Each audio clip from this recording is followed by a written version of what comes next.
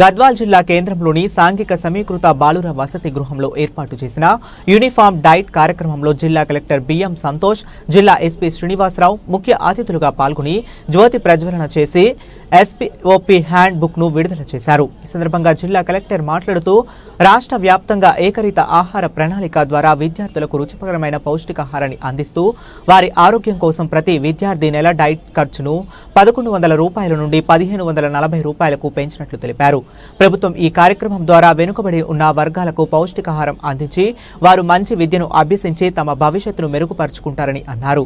విద్యార్థులు doctor, IAS, IPS కావాలంటే ప్రతిరోజు పాఠశాలకు హాజరై ప్రభుత్వం అందిస్తున్న సదుపాయాలను సద్వినియోగం చేసుకుంటూ 100% అటెండెన్స్ తో కష్టపడి చదువుకోవాలని అన్నారు. చైతన్య తర్వాత నారాయణ ఇన్స్టిట్యూషన్ కి ఇక్కడికి ఏం తేడా చూస్తున్నారంటే అక్కడ కూడా అదే ఫెసిలిటీ ఇస్తున్నారు, ఇక్కడ కూడా అదే ఫెసిలిటీస్ ఇస్తున్నాం. మనం ఏది ప్రైవేట్ కి దీనికి ఏం ఎక్కువ తేడా లేవు. అక్కడ ఎంత స్పెండ్ చేస్తున్నారో మనం ఇక్కడ కూడా అంతే ఇది పెడుతున్నాము.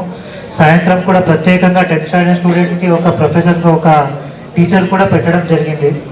ఎందుకు ముందుకు రావట్లేదంటే ఫస్ట్ ఆఫ్ ఆల్ మీరు అందరూ కూడా స్టూడెంట్స్ 100% అటెండెన్స్ రావాలి, అట్లీస్ట్ 90% అటెండెన్స్ రావాలి. స్కూల్ చూస్తే మీరు అందరూ ఆబ్సెంట్ పెట్టేసి ఏదో మీరు అక్కడ ఇక్కడ వెళ్ళిపోతే మీరు ఐఏఎస్ డాక్టర్స్ కాలేకపోతారు.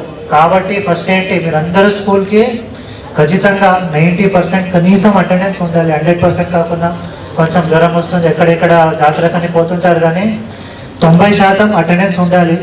సో ఇప్పుడు ఈ ప్రోగ్రామ్కి వచ్చిన దాంట్లో ఇప్పుడు మీరు ఇట్లా రావాలి, ఇక్కడనే ఉండాలి, మంచిగా చదువుకోవాలి అని మనం అంతా ఫెసిలిటీ ఇస్తున్నాము.